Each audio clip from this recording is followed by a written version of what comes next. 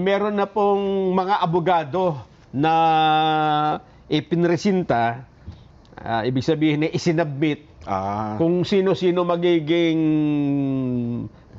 tagapagtanggol ng Vice President sa trial. Akala ko pinulisinta sa mamamahayag na nakaposa sa mga kamay.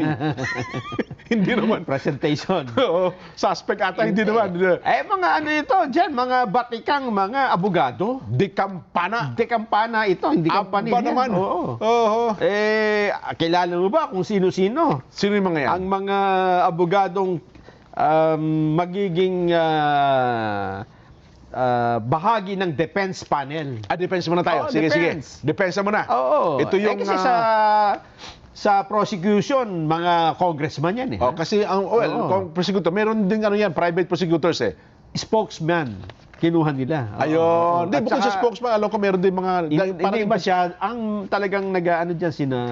Ayun, tumitindig. yung mga prosecutor talaga. Oo, yung mga congressman. Yung congressman talaga. May mga legal counsel din siguro doon. Ayan, Pero sa panig ho ng Vice President, ito yung group, mga abogado magtatanggol sa pangalawang pangulo. Sila yung magtatanong. Sino yan? Nangunguna po sa listahan si Attorney Philip Siegfried Fortun. Si Attorney Siegfried Fortun, matindi Wala yan. na yung kapatid niya rito sa listahan na gumanap din na defense lawyer nung kay Corona. Si Erap nga, nga pala. Sila Fortun nga pala noon. Yes. Tsaka si, anong pangalan noon? Raymond. Si Raymond. Magaling na photographer yon. Raymond Fortun? Raymond Fortun. Ganun Yun ba? ang kanyang hobby. Okay.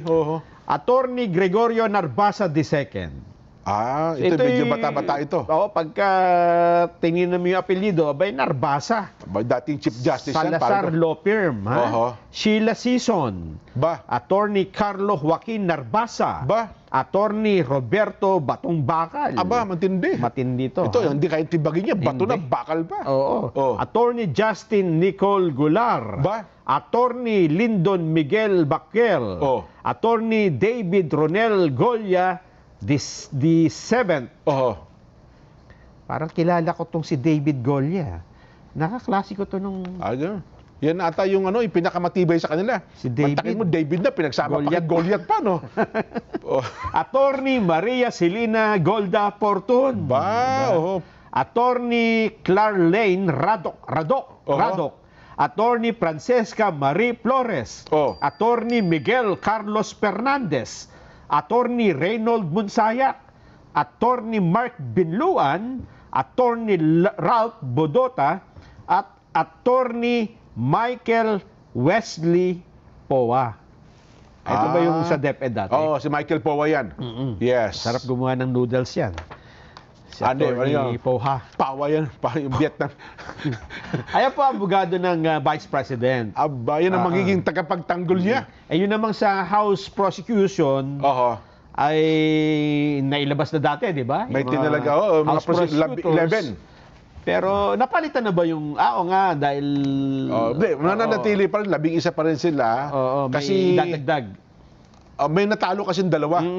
Ayun. So, pero pagpasok pa ng 20 Congress, hindi pa nga nila alam kung kasi iboboto pa pala yan eh. Ang papalit nga raw, yung Shell Jokno, tsaka yung Laila de Lima. Well, ang tanong doon, kung tatanggapin ba ng 20th Congress? Well, sa ibang issue, sa ibang bagay siguro natin pag-usapan yan. Pero ngayon, ano ang pag-asa nila? Matutuloy ba? Makaka-first base ba man lamang? Ang impeachment? Kasi ang hinihintay nila ngayon, magkaroon na ng proceedings. Di ba? Ayun nga yung paniniwala nila. Kasi hinihintay ata yung 10 araw na sumagot sa summon ang pangalawang pangulo. Di ba? Pagkatapos ba ng 10 araw? Natanggap na yung summon eh. Yun na nga. Sabi ng Vice President, masarap ang tong summon na to. Dagdagan nyo nga niya ng latik. Dagdagan nyo nga niya ng latik. Sa panig naman ng mga prosecution sa House, Naglagay na rin sila ng spokesperson diyan. Aba! Impeachment trial, prosecution, spokesperson. Iba pa yung spokesperson ng HOR. Oo, si spokesperson Princess. ng House eh. Okay. Ito man kung tungkol sa impeachment. Impeachment lang ito. Oo. Kasi Sino nga yan? naman Malamang maganda yan. magkakahalo-halo eh. Malamang maganda rin yan. Kasi di ba naalala mo yung mga spokesperson nung panahon ni Corona? Oo. Karen Jimeno. Ganda. Sa depensa yon. Yun na nga. Tsaka yung... Sino sa prosecution? Basta kalimitan yan, magaganda ang ipinupront nila. Tsaka gwapo yung nakita mo naman yung attorney Tranquil Salvador. Oo. Di ba? Puro sa depensa yon. Yun na nga. Pero dati sino bang spokesperson sa... Wala yata noon. Wala ba tinalaga parang noon? mga sila din, mga house. Sila Ngayon lang din. ako kaya nagulat nga ako ba, may private lawyer sa prosecution panel. Tapos private na spokesperson ito. Tapos spokesperson Hindi pa. congressman ito. Hindi. Maganda yan. Malamang. Kasi yun ang malimit na ginagawa nila. Maganda spokesperson para kahit galit ka, pag nagtatanong yung mga reporter, maganda pa rin ang tanong. Ito dyan lalaki, Sino ha? Magandang lalaki. Siguro, hindi ko pa nakita. May picture ba tayo? Sino yan? O video, mamaya makikita natin. Ipakita nyo nga kung sino nang makaliskisa natin. Ito po si Attorney Antonio Bukoy. Ha? Antonio Bukoy. Ayan batang-bata. Gwapo no. Siya po ay isang human rights lawyer. Aba. Ginawa siyang House Prosecution Panel spokesperson. Batang UP siguro to. Pag ganyan forma, batang UP yan, pare ko. Antonio Odi Bukoy. Siya ay litigation lawyer for 41 years. Ang tindi. At tama ka, siya ay law degree, nakuha niya sa University of the Philippines sabi College ko of sa'yo, Law, 1984. Batang UP yan, pare ko. Pero bago siya maging abogado, siya ay bahagi na ng Pre-Legal Assistance Group mula po noong 1980. Ng flag. Yes. Yun. Parang galit na kagad Hindi pa nagsisimula, nagpapaliwanag pa lang Sarisi lang. Alam mo yung maganda ang labanan sa impeachment. Asaran yan. Pero parang nagpapaliwanag pa lang kayo Parang galit na kagad. Mukhang meron na nga siya kinontra kagad Pag gano'n? Kinontra niya si Senate President Francis Escudero. Ang tindi Nang sinabi niya na, hindi, kami ang hukom dito. Kung anong iutos namin sa prosecution, dapat sundin kami. Siyempre. Kasi kami ang judge Gano'n. Eto, ang sabi niya, hindi yan. May pasample agad siya. Hindi ganyan dapat. Pakinggan natin, Attorney Bukoy. Hindi po. Meron pong limitasyon. Ang limitasyon ay ang ating saligang batas at ang kanilang sariling impeachment rules. Hindi po pwedeng porque you are sui generis, pwede mong gawin ang lahat ng gusto mo.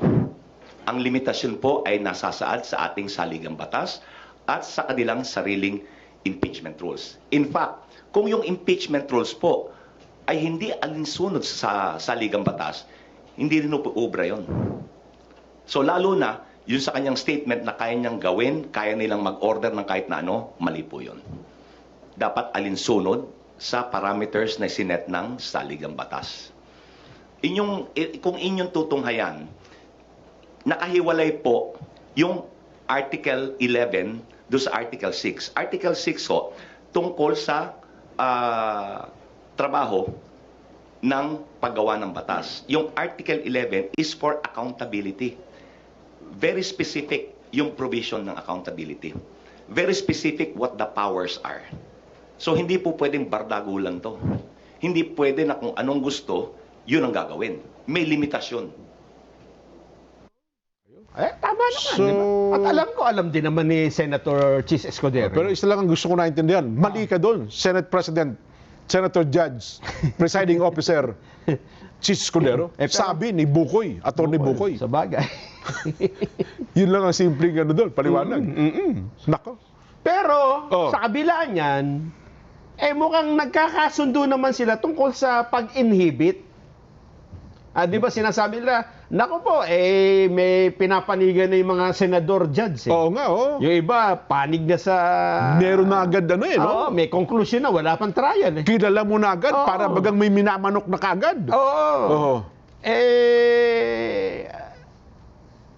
May panawagan nga ngayon Na? na mag-inhibit ang mga senator judges na halatang may mga biases. Aba? Nelson?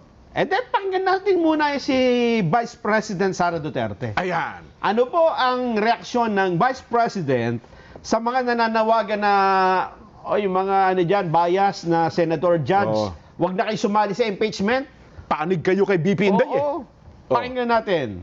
BP Inday Sara.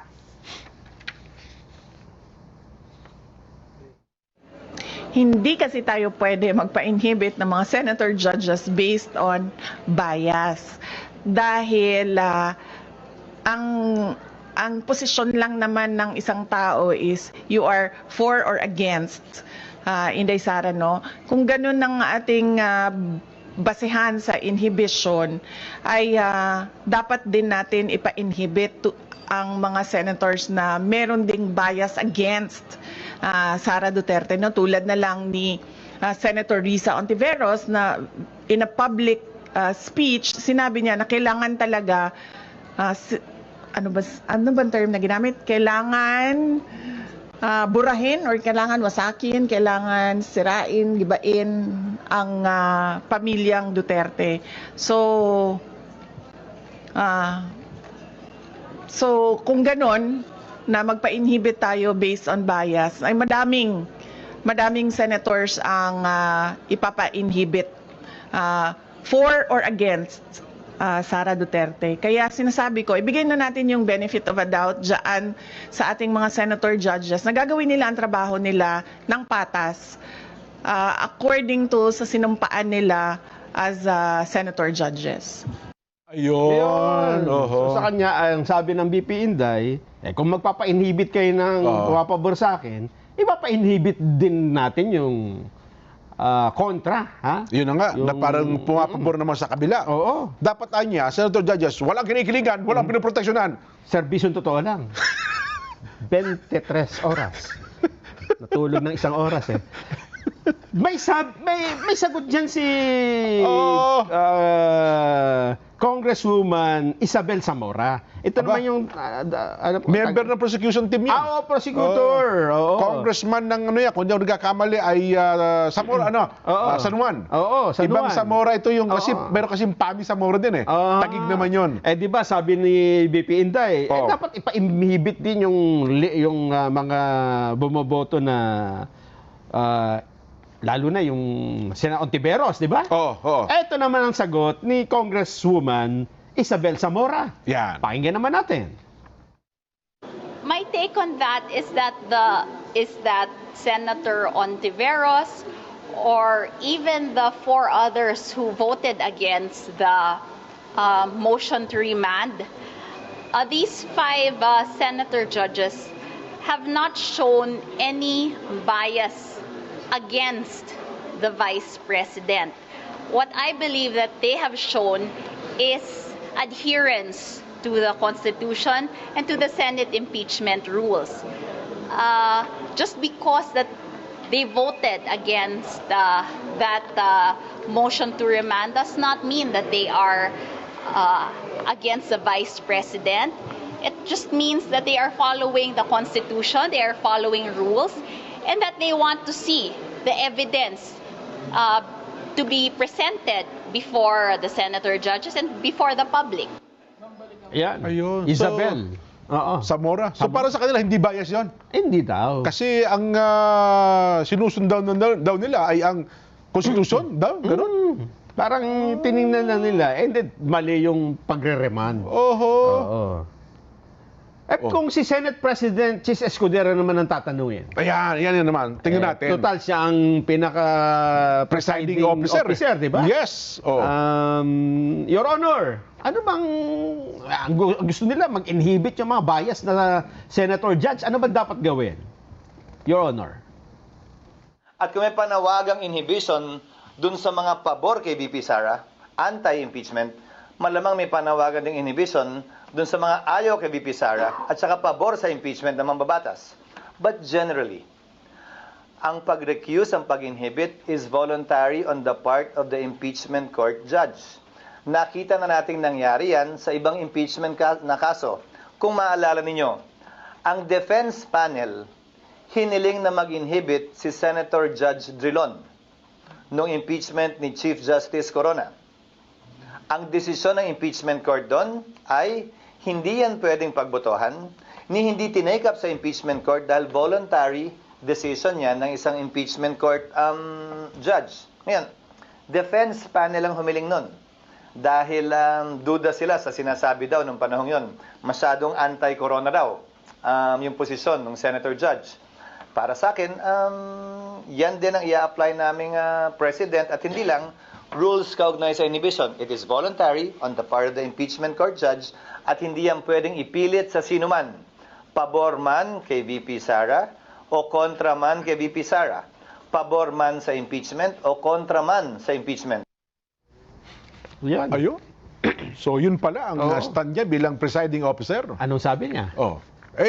Hindi natin mapipilit yan. Maliban na kung gustuhin nila mag-inhibit sila. Tama naman. Personal kasi ang inhibition. Yan. At ito pala, nangyari na nung corona impeachment na ang Senate President noon at presiding officer, Senador Juan Ponce Enrile. Ang kanilang pinapa-inhibit noon ay Senator Judge Franklin Drilon. Drilon ba Drilon? Drilon. Na anti-corona that time. Ayun. Hindi nag-inhibit. Hindi po nag-inhibit. May sagot din dyan ang spokesperson ng prosecution panel dyan. Ba? Si Attorney Antonio Bucoy, ha?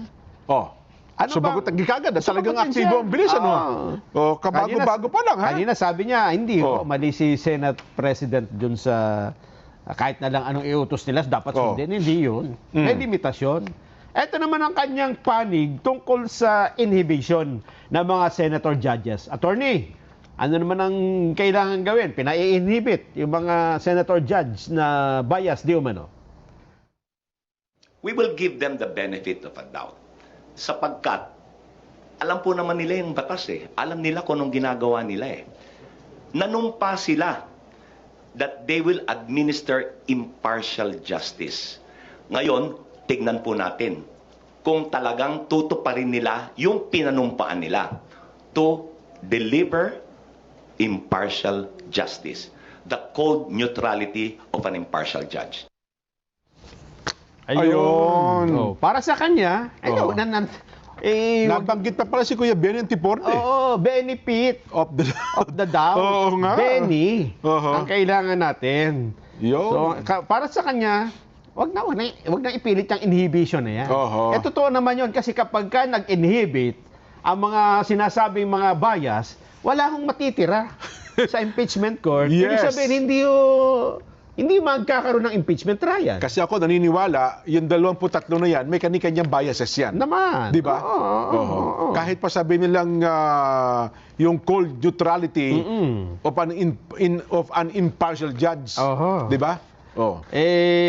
Kasi kung ipapa-inhibit talaga natin yung mga tinuturo nila na bias, wala nang Ako sa tingin ko yun ay technically okay yun pero nangyayari lang yun sa isang proper court Pero kung senator judges may politiko, gaya nitong impeachment trial, aminin man nila o hindi, may biases yan. Totoo naman. Di ba? Kasi nga political process di ba? Tanong naman si Yusek Claire Castro ba? Walang alam ko may comments sa tungkol sa mga bias Wala dito ganun. Sige, wag natin. Sabi ni Jay Ruiz, wag nyo nang isama. Wag na. Kabuti-buti na. Kagulo-gulo pa. Kabuti-buti tumatahimik. Ang atin ng magiging Vox Populi, may kinalaman sa bagay na yan. Narinig niyo po yung magkakabilang panig. Ang dami. Diba? Ang dami po mga boses na narinig ninyo. Ang tanong, sang-ayon ba kayo na mag-inhibit sa impeachment trial ni BP Sara ang mga senador na may pinanigan na, pabor man o hindi? Tandaan niyo po Ibig sabihin na mag-inhibit, hindi na sasali Yun, hindi na tatayong senator judge. Pabor man o hindi kay BP Inday. Dalawang panig yan Yun, wag yung sasabihin, hindi, yung mag-inhibit lang yung pabor kay BP Inday. Hindi yun. Kaya nga ating tanong, ulitin natin pakalimi-limi niyo po ulitin ko. Sang-ayon ba kayo na mag-inhibit sa impeachment trial ni BP Sara ang mga senador na may pinanigan na, pabor man o hindi, Kung ang sagot niya po ay opo, dapat mag-inhibit, letter A. Kung ang sagot niya naman po ay hindi po, hindi po. Sabi nga nila, bigyan natin ng benefit of the doubt.